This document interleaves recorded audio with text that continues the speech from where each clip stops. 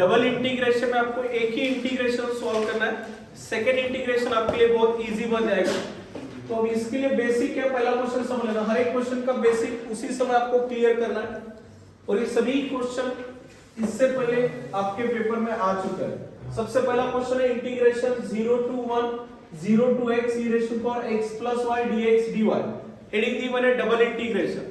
तो first question में आपको कौन से फॉर्मूले लगेंगे, तो e raised to power x का इंटीग्रेशन क्या होता है, ये एक्सपोनेंशियल फंक्शन है, एक्सपोनेंशियल फंक्शन का इंटीग्रेशन होता है exponential function as it is upon में पावर का डेरिवेटिव। एक्सपोनेंशियल का आप जब भी इंटीग्रेशन करते हो exponential function as it is upon में क्या लिखोगे, जो भी पावर है उसका डेरिवेटिव। तो x का डेरिवेटिव कितना होता है 1। तो जैसे यहाँ पे अब है e raised to power x plus 1 और आप इंटीग्रेशन विद रिस्पेक्ट टू क्या कर रहे हो x, तो ये पूरा फंक्शन कैसा है एक्सपोनेंशियल। तो एक्सपोनेंशियल का इंटीग्रेशन हुआ exponential as it is upon में इस पावर का derivative with respect to x, x का 1 y का 0। ठीक है, तो क्वेश्चन समझ लेना। इवैल्यूएट जो फर्स्ट क्वेश्चन है,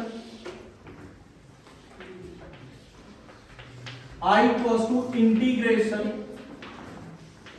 0 to 1 0 to x e raised to power x plus y dx dy। अब डबल इंटीग्रेशन सॉल्व करते समय आपको एक ही चीज समझना है, आप सभी को इनर इंटीग्रेशन दिख रहा है। अगर जैसे ये रूम है और बाहर निकलना है आपको, और दो ताले लग के, एक नीचे शटर को लग के और ये क्लासरूम वाले डोर को लग के, आपको बाहर निकलने के लिए पहले कौन सा खोलना पड़ेगा, ये खोल के फिर नीचे चले जाओगे ना। उसी तरह से आप इनर इंटीग्रेशन के बारे में पहले सोचोगे। यहाँ पे इनर इंटीग्रेशन कौन सा है, इनर इंटीग्रेशन के इसमें आपको कौन सा वेरिएबल दिख रहा है, एक्स वेरिएबल प्रेजेंट है ना। इनर इंटीग्रेशन की लिमिट में कौन सा वेरिएबल प्रेजेंट है, तो integration first time with respect to होगा y। इनर इंटीग्रेशन के लिमिट में अगर y वेरिएबल होता तो first time integration with respect to क्या करते थे x। अभी यहाँ पे इनर इंटीग्रेशन के यानी लिमिट में कौन सा वेरिएबल है, तो first time integration with respect to क्या होगा y। फर्स्ट टाइम इंटीग्रेशन आप यहाँ पे विद रिस्पेक्ट टू y करने जा रहे हो। तो अभी मैंने जैसे बेसिक में बताया था आपको एक्सपोनेंशियल का इंटीग्रेशन क्या होता है, expo with respect to y यानी integration 0 to x e raised to power x plus y dy, बाहर होगा dx। अब first time integration with respect to क्या करना है, और ये फंक्शन कैसा है एक्सपोनेंशियल।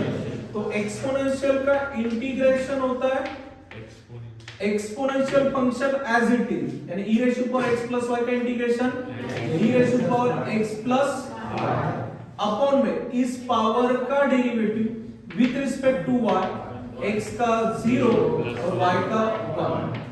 ये इनर इंटीग्रेशन मैंने सॉल्व किया है। अब इसके लिमिट कहां से कहां तक है, 0 x, बाहर कौन रहेगा, अपने इंटीग्रेशन विद रिस्पेक्ट टू क्या सॉल्व किया, तो ये जो लिमिट है वो किसके लिए है, y के लिए। अपने integration with respect to x solve किया तो x के लिए लिमिट होगा, अपने integration with respect to y solve किया तो लिमिट किसके लिए, y के लिए। फिलहाल यहाँ पे अपने integration with respect to y solve किया, तो ये जो लिमिट है वो y के लिए, तो y जहां पे भी प्रेजेंट है उसके जगह पे अपर लिमिट आप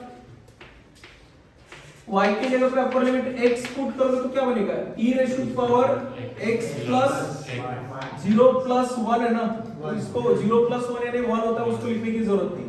तो y की जगह पे अपर लिमिट x रख दिया माइनस लोअर लिमिट इस y की जगह पे कितना रखना है, 0 e raised to power x plus 0। किसी को डाउट, ये इंटीग्रेशन सॉल्व होने के बाद जहां पे भी y था y की जगह पे upper limit x minus lower limit y की जगह पे 0।